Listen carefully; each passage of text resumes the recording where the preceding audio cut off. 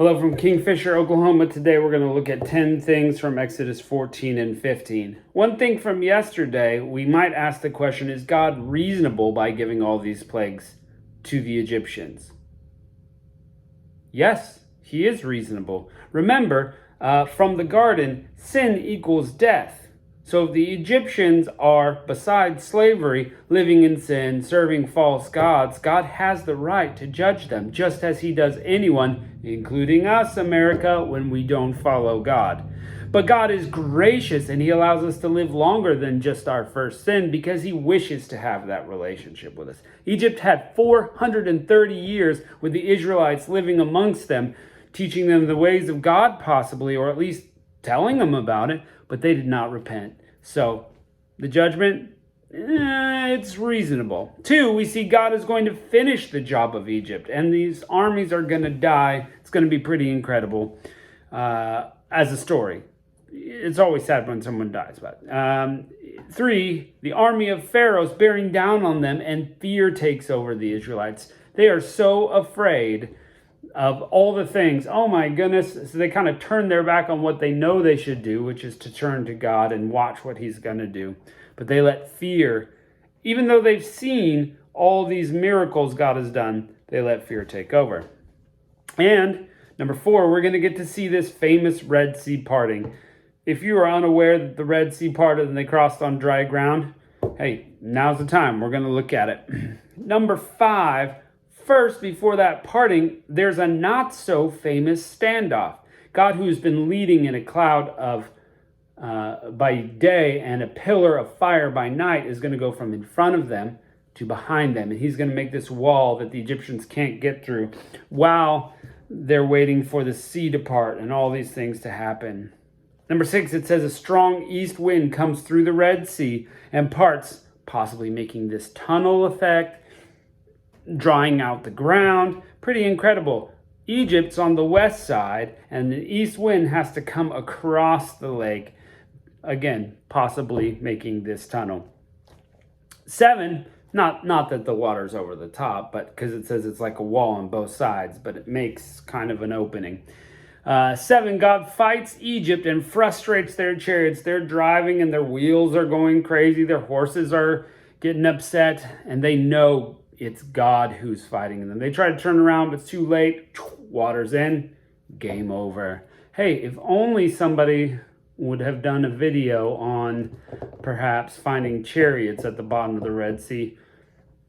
Go look in YouTube. I'm pretty sure Expedition Bible has one, but someone's got to have it. Look it up. That would corroborate the story of the Bible.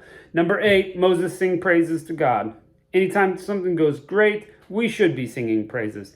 Technically, we should praise him, good or bad, but here Moses is leading out because they're happy.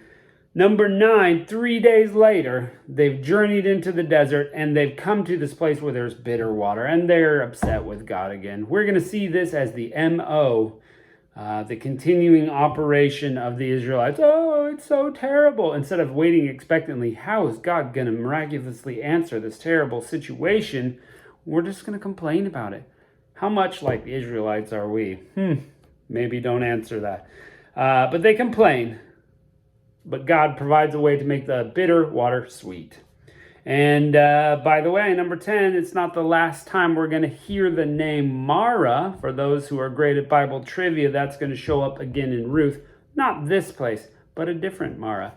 Let's check it out.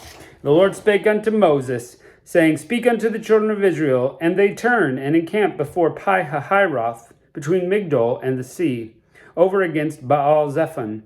Before it you shall encamp by the sea. For Pharaoh will say of the children of Israel, They are entangled in the land. The wilderness has shut them in, and I will harden Pharaoh's heart, that he shall follow after them. And I will be honored upon Pharaoh and upon all his host, that the Egyptians may know that I am the Lord. And they did so. And it was told the king of Egypt that the people fled. And the heart of Pharaoh and his servants were turned against the people and said, Why have we done this and let Israel go from serving us? And he made ready his chariot, and he took his people with him. And he took 600 chosen chariots, and all the chariots of Egypt, and the captains over every one of them. And the Lord hardened every heart of Pharaoh, king of Egypt, and he pursued I thought that was going to be the people. He hardened Pharaoh's heart. He doesn't have more than one heart. And the Lord hardened Pharaoh's heart, king of Egypt, and he pursued after the children of Israel. And the children of Israel went out with a high hand. But the Egyptians pursued after them all the horses and chariots of Pharaoh and his horsemen and his army, and he overtook them encamping by the sea, besides Pi-hahiroth, before Baal-zephon. And when Pharaoh drew nigh, the children of Israel lifted up their eyes and said, Behold, the Egyptians! And they marched after them. And they were sore afraid, and the children of Israel cried out unto the Lord, which is good. And they served unto Moses, and said unto Moses, Because there are no graves in Egypt, hast thou taken us to die in the wilderness? This is bad, misplaced. They should cry out to God and see what he's going to do. Wherefore hast thou dealt with us, though, to carry us from Egypt? Is not this the word that we did tell thee in Egypt? Let us alone, that we may serve the Egyptians. For it had been better for us to serve the Egyptians, that we should die in the wilderness. Is that true? And Moses said to the people, Fear ye not, stand still, and see the salvation of the Lord today, which he will show you today. For the Egyptians whom you have seen today, ye shall never see them any more, ever. And I love this verse. The Lord shall fight for you, and ye shall hold your peace. A good thing to remember. And the Lord said unto Moses, Wherefore criest unto me? Speak unto the children of Israel, that they go forward. But lift thou up thy rod, and stretch it out over the sea, and divide it. And the children shall go on dry ground through the midst of the sea. And I, behold, I will harden the hearts of the Egyptians, and they shall follow them. And I will get honor upon Pharaoh and on his host, upon his chariots and upon his horsemen. And the Egyptians shall know that I am the Lord, when I have gotten me honor upon Pharaoh and the chariots and the Egyptians. And the angel of God, which went before the camp of Israel, removed and went behind them. And the pillar of cloud went from before their face and stood behind him. And it came between the camp of the Egyptians and the camp of Israel. And it was a cloud and darkness to them, but it gave light by night to these, so that the one came not near the other all the night. Moses stretched out his hand over the sea, and the Lord caused the sea to go back by a strong east wind all that night, and made the sea dry land, and the waters were divided. And the children of Israel went into the midst of the sea upon dry ground, and the waters were a wall to them on their right hand and upon their left. And the Egyptians pursued and went in after them into the midst of the sea, even all of Pharaoh's horses, his chariots, and his horsemen. And it came to pass that in the morning watch the Lord looked out unto the host of the Egyptians through the pillar of fire and of cloud, and troubled the host of the Egyptians, and took off their chariot wheels, that they drave them heavily. So that the Egyptians said, Let us flee from the face of Israel, for the Lord fighteth for them against the Egyptians. And the Lord said unto Moses, Stretch thy hand out over the sea, that the waters may come again upon the Egyptians, upon their chariots, and upon their horsemen. And Moses stretched forth his hand over the sea, and the sea returned to his strength. And when the morning appeared, and the Egyptians fled against it, and the Lord overthrew the Egyptians in the midst of the sea. And the waters returned and covered the chariots and horsemen, and all the host of Pharaoh that came into the sea after them. There remained not as much as one of them. But the children of Israel walked upon dry land in the midst of the sea, and the waters were a wall to them on their right hand and to their left. Thus the Lord saved Israel that day from the hand of the Egyptians, and Israel saw the Egyptians dead upon the seashore.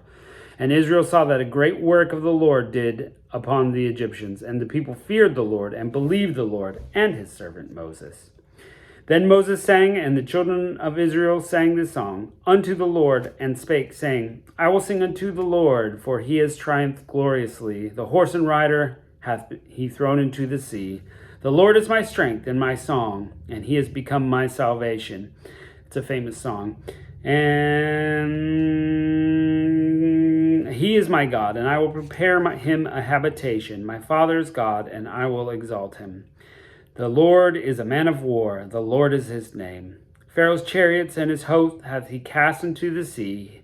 His chosen captains are also drowned in the Red Sea. The depths have covered them. They sank into the bottom as a stone. Thy right hand, O Lord, is become glorious in power. Thy right hand, O Lord, hath dashed in pieces the enemy. And in the greatness of thine excellence thou hast overthrown them that rose up against thee. Thou sentest forth thy wrath, which consumed them as stubble. And with the blast of thy nostrils the waters were gathered together, and the flood stood upright as a heap, and the depths were congealed in the heart of the sea. The enemy said, I will pursue, I will overtake, I will divide the spoil. My lust shall be satisfied on them. I will draw my sword, my hand shall destroy them. Thou didst blow with thy wind, the sea covered them. They sank as lead in the mighty waters. Who is like unto thee, O Lord, among the gods? Who is like thee, glorious in holiness, fearful in praises, doing wonders? Thou stretchest out thy right hand, and the earth swallowed them. Thou in thy mercy hast led forth the people which thou hast redeemed. Thou hast guided them in thy strength, and into thy holy habitation. The people shall hear and be afraid. Sorrow shall take hold in the inhabitants of Palestina. Then the dukes of Edom shall be amazed. The men of Moab, trembling, shall take hold upon them. All the inhabitants of Canaan shall melt away. Fear and dread shall fall upon them. By the greatness of thine arm they shall be as still as a stone. Till thy people pass over, O Lord, till the people pass over, which thou hast purchased. Thou shalt bring them in, and plant them in the mountain of thine inheritance. In the place, O Lord, which thou hast made for thee to dwell in the sanctuary, O Lord, which thy hands have established. The Lord shall ever reign, and ever. For the horse of Pharaoh went in with his chariots and with his horsemen into the sea, and the Lord brought again the waters of the sea upon them, but the children of Israel went on dry land in the midst of the sea. And Miriam the prophetess, the sister of Aaron, took a timbrel in her hand, and all the women went out with her, with timbrels and with dances. And Miriam answered them and said, Sing ye to the Lord, for he hath triumphed gloriously. The horse and rider hath he thrown into the sea. So Moses brought Israel from the Red Sea, and they went into the wilderness of Shur. And they went 3 days in the wilderness, and found no water.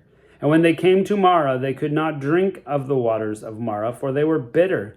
Therefore the name of it was called Marah. And the people murmured against Moses, saying, What shall we drink? And he cried unto the Lord. And the Lord showed him a tree, which he cast into the waters, and the waters were made sweet. Therefore he made for them a statute and an ordinance, and there he proved them. And he said, If thou wilt diligently hearken to the voice of the Lord thy God, and will do what is right in his sight, and will give ears to his commandments, and keep all his statutes, I will put none of these diseases upon thee, which I have brought upon the Egyptians, for I am the Lord that healeth thee. And they came to Elim, and there were 12 wells of water, and 70 palms, and they encamped there by the waters. What an incredible story.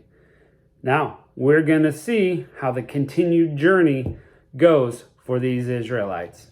Catch you next time.